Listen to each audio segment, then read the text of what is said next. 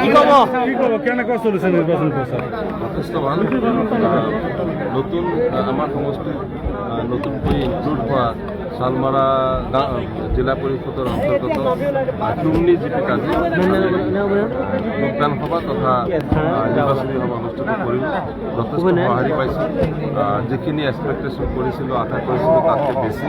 গতিকে মই নিশ্চিত যে এইবাৰ ইলেকশ্যন পূব পশ্চিম উত্তৰ দক্ষিণ ক'তো আমাৰ কমি নাই। সকলো ফালৰ পৰা সঁহাৰি, সকলো ফালৰ পৰা আন্তৰিকতা আৰু এইবাৰ যথেষ্ট সংখ্যক ব্যবধানত ইনশাল্লাহ আমাক এইবাৰ দায়িত্ব অৰ্পণ কৰিব মানকাছাৰ সমষ্টিৰ ৰাইজে।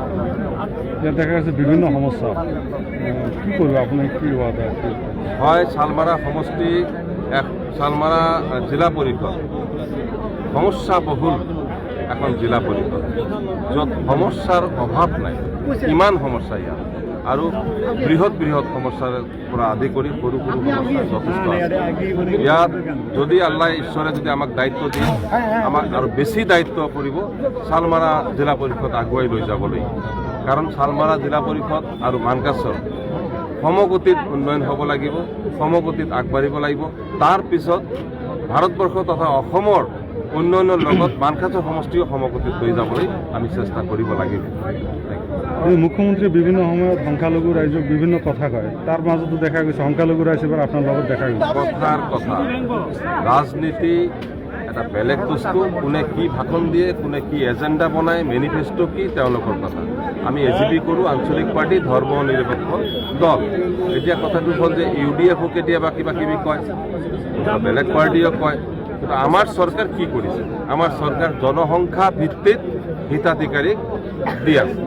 অৰুণোদয়ৰ পৰা আৰম্ভ কৰি মই হিচাপ কৰি উলিয়াব নোৱাৰিম যে ইমান বেনিফিচিয়াৰী, ইমান অনুদান আমাৰ খালি মহিলাই নহয়, শিশুৰ পৰা বৃদ্ধালৈকে আৰু মহিলাকো এৰা নাই, যুৱককো এৰা নাই, কাকো এৰা নাই। আন্তঃগাঁথনি ৰেডি কৰি আছে। মই ভাবোঁ যে ব্যৱসায় বাণিজ্যত মুখ্যমন্ত্ৰী আত্মনিৰ্ভৰশীল, এইটো কম নহয়। আমাক দুবাৰ দিলে, কেইদিনমান আগত 300 যুৱতীক 1 লাখ টকা কৰি দিলে। ইয়াত কোনো হিন্দু মুছলিম হোৱা নাই, ৰেচন কাৰ্ডত হিন্দু মুছলিম হোৱা নাই, ঘৰ পাইকাৰী হাৰত ঘৰ দি আছে। তাৰপিছত এটা লিষ্টটো আহিছে এতিয়া জিঅ'টেক ঘৰে ঘৰে যিটো কৰিছে, তাত আমাৰ চৰকাৰে কোৱা নাই যে হিন্দু মুছলিম এনেকৈ কোৱা নাই। জনসংখ্যা বৃদ্ধি সকলো জেগাত গৈ প্ৰত্যেকখন ঘৰতে জিঅ'টেক কৰিব লাগিব, অন্যথাই তেওঁলোকৰ একশ্যন হ'ব। গতিকে সেই জিঅ'টেকৰ যে প্ৰস্তুতি হৈছে সেইবিলাক আহিব। মানে কংগ্ৰেছ আমলত যিটো চকুৰে দেখা নাই, কেতিয়াও ভাবা নাই, সেই বস্তু আমাৰ চৰকাৰে কৰি আছে। 1 তাৰিখৰ পৰা 10 তাৰিখৰ ভিতৰত চাউল দিব লাগিব, বিনামূলীয়া চাউল। এক মুঠ চাউল যদি কোনোবাই চুৰি কৰে তেনেহ'লে জেলত যাব লাগিব। এইটো খালি হিন্দুৰ কাৰণে নহয়, মুছলমানৰ কাৰণে। এতিয়া চাকৰি পাই আছে সংখ্যালঘু মানুহ। এতিয়া আগতে আমি ডাক্তৰ, ইঞ্জিনিয়াৰ আমিতো বিচাৰি পোৱা নাছিলোঁ কংগ্ৰেছ আমলত, মেজিষ্ট্ৰেট আমি বিচাৰি পোৱা নাই। এতিয়া IITটো ফাৰ্ষ্ট পজিশ্যন হয় আমাৰ সংখ্যালঘু মানুহ। গাঁৱে এতিয়া ডাক্তৰ, ইঞ্জিনিয়াৰ হৈ আছে। গতিকে এই চৰকাৰ সকলোৰে চৰকাৰ। যিহেতু দক্ষিণ হালমাৰাৰ 7টা গাঁও পঞ্চায়ত মানকাছাত অন্তৰ্ভুক্ত হৈছে, এই 8টা পঞ্চায়ত কেনেদৰে নিৰ্বাচনী প্ৰচাৰ চলাইছে? হয়, ইয়াত 2টা পাৰ্টৰ নিচিনা হৈ আছে। এটা হ'ল শালমাৰা বালাডুবা আৰু চাবলটাৰী। আৰু এটা পাৰ্ট হৈ আছে আজি য'ত ইয়াত মিটিং কৰি আছোঁ, টুমনি, পাটাকাটা আৰু মনিশ্বৰ। আৰু এটা পাৰ্ট আছে যিটো নদীৰ সেইটো চাইডতে পৰে, মোটামুটি এটা নদী কোৱা চলে, যিটো হাজিৰহাট।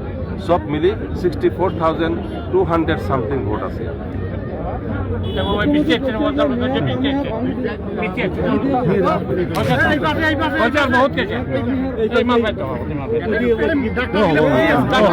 Thank U.